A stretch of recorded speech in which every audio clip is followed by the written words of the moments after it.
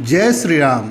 आज हम लोग अयोध्या कांड में 56वां अध्याय का अध्ययन करेंगे, जिसमें वन की शोभा देखते दिखाते हुए श्री राम आदि का चित्रकूट में पहुंचना, वाल्मीकि जी का दर्शन करके श्री राम की आज्ञा से लक्ष्मण द्वारा पर्णशाला का निर्माण तथा उसकी वास्तु शांति करके उन सबका कुटी में प्रवेश। पिछला दिन हम लोगों ने देखा कि भरद्वाज जी का भगवान श्री राम आदि के लिए भरद्वाज जी स्वास्ति वाचन करके उनको चित्रकूट का मार्ग दिखाते हैं, और उसके बाद उन सब का अपने ही बनाए हुए बेड़े से और नाव बनाते हैं सब लोग, और यमुना जी को पार करते हैं।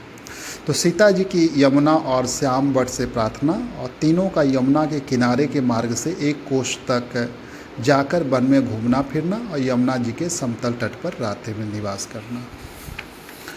अब इसके बाद तदंतर रात्रि व्यतीत होने पर रघुकुल शिरोमणि श्री राम ने अपने जागने के बाद वहाँ सोए हुए लक्ष्मण को धीरे से जगाया और इस प्रकार कहा, शत्रुओं को संताप देने वाले सुमित्रा कुमार, मीठी बोली बोलने वाले शुक पिक आदि जंगली पक्षियों का कलरव सुनो। अब हम लोग यहाँ से प्रस्थान करें, क्योंकि प्रस्थान के योग्य समय आ गया है। सोए हुए लक्ष्मण ने अपने बड़े भाई द्वारा ठीक समय पर जगा दिए जाने पर निद्रा, आलस तथा राह चलने की थकावट को दूर कर लिया। फिर सब लोग उठे और यमुना नदी के शीतल जल में स्नान आदि करके ऋषि मुनियों द्वारा सेवित चित्रकूट के उस मार्ग पर चल दिए।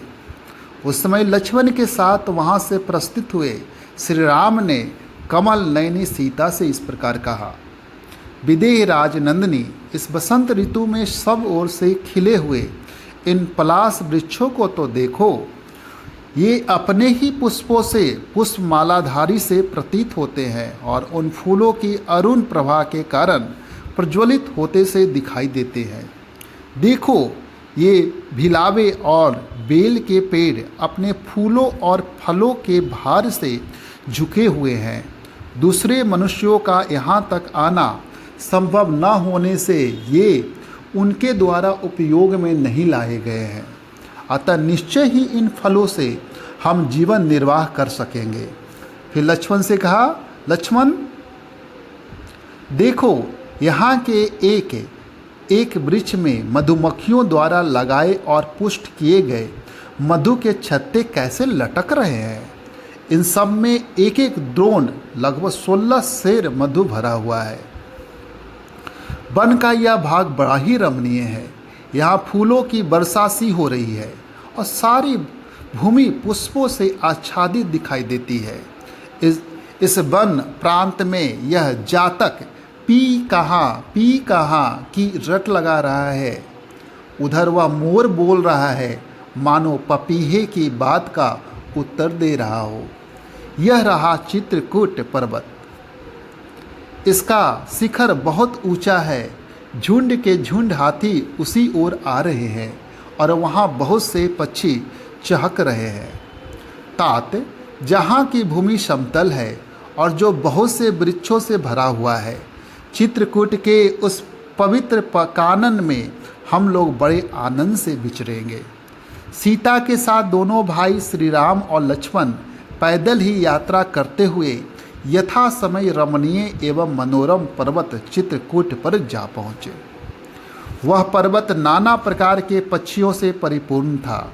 वहाँ फल मूलों की बहुतायत थी और स्वादिष्ट जल पर्याप्त मात्रा में उपलब्ध होता था। उस रमणीय शैल के समीप जाकर भगवान श्री राम ने कहा, सौम्य, यह पर्वत बड़ा मनोहर है। नाना प्रकार के वृक्ष और लताएं इसकी शोभा बढ़ाती है। यहाँ फल फूल भी बहुत है। यह रमणीय तो है ही, मुझे जान पड़ता है कि यहाँ बड़े सुख से जीवन निर्वाह हो सकता है। इस पर्वत पर बहुत से महात्मा मुनि निवास करते हैं। तात यही हमारा वास स्थान होने योग्य है। हम यही निवास करेंगे।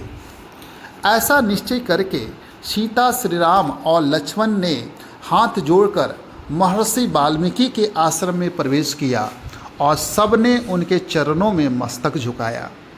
धर्म को जानने वाले महर्षि उनके आगमन से बहुत प्रसन्न हुए और आप लोगों का स्वागत है, आइए बैठिए, ऐसा कहते हुए उन्होंने उनका आदर सत्कार किया। तदंतर महाबाहु भगवान श्री राम ने महर्षि को अपना यथोचित परिचय दिया और लक्ष्मण से कहा, सौम्य लक्ष्मण, तुम जंगल से अच्छी अच्छी मजबूत लकड़ियां ले आओ और रहने के लिए कुटी तैयार करो। यही निवास करने को मेरा जी चाहता है। श्री राम का यह बात सुनकर शत्रुदमन लक्ष्मण अनेक प्रकार के वृक्षों की डालियां काट लाए और उनके द्वारा एक पर्णशाला तैयार की। वह कुटी बाहर भीतर से लकड़ी की ही दीवार से सुस्थित बनाई गई थी और उसे ऊपर से छा दिया गया था, जिससे वर्षा आदि का निवारण हो। वह देखने में बड़ी सुंदर लगती थी। उसे तैयार हुए देख एकाग्रचित्त होकर अपनी बात सुनने वाले लक्ष्मण से श्री राम ने इस प्रकार कहा, सुमित्रा कुमार, हम गज कंद का गुदा लेकर उसी से पर्णशाला के अधिष्ठाता देवताओं का पूजन करेंगे, क्योंकि दीर्घ जीवन की इच्छा करने वाले पुरुषों को वास्तु शांति अवश्य करनी चाहिए। कल्याणदर्शी लक्ष्मण, तुम गजकंद नामक कंद को उखाड़कर या खोदकर शीघ्र यहाँ ले आओ, क्योंकि शास्त्रोक्त विधि का अनुष्ठान हमारे लिए अवश्य कर्तव्य है। तुम धर्म का ही सदा चिंतन किया करो। भाई की इस बात को समझकर शत्रु वीरों का वध करने वाले लक्ष्मण ने उनके कथनानुसार कार्य किया। तब श्री राम ने पुनः उनसे कहा, लक्ष्मण, इस गजकंद को पकाओ, हम पर्णशाला के अधिष्ठाता देवताओं का पूजन करेंगे। जल्दी करो, यह सौम्य मुहूर्त है और यह दिन भी ध्रुव संज्ञक है, अतः इसी में यह शुभ कार्य होने चाहिए। प्रतापी सुमित्रा कुमार लक्ष्मण ने पवित्र और काले छिलके वाले गजकंद को उखाड़कर प्रज्वलित आग में डाल दिया। रक्त विकार का नाश करने वाले उस गजकंद को भली भांति पका हुआ जानकर लक्ष्मण ने पुरुष श्री रघुनाथ जी से कहा, देवोपम तेजस्वी श्री रघुनाथ जी, यह काले छिलके वाले गजकंद जो बिगड़े हुए सभी अंगों को ठीक करने वाला है, मेरे द्वारा संपूर्णतः पका दिया गया है। अब आप वास्तु देवताओं का यजन कीजिए, क्योंकि आप इस कर्म में कुशल हैं। सद्गुण संपन्न तथा जप कर्म के ज्ञाता श्री रामचंद्र जी ने स्नान करके शौच संतोष आदि नियमों के पालन पूर्वक संक्षिप्त से उन सभी मंत्रों का पाठ एवं जप किया, जिनसे वास्तु यज्ञ की पूर्ति हो जाती है। समस्त देवताओं का पूजन करके पवित्र भाव से श्री राम ने पर्णकुटी में प्रवेश किया। उस समय अमित तेजस्वी श्री राम के मन में बड़ा आह्लाद हुआ। तत्पश्चात बलि वैश्वदेव कर्म, रुद्र याग तथा वैष्णव याग करके श्री राम ने वास्तु दोष की शांति के लिए मंगल पाठ किया।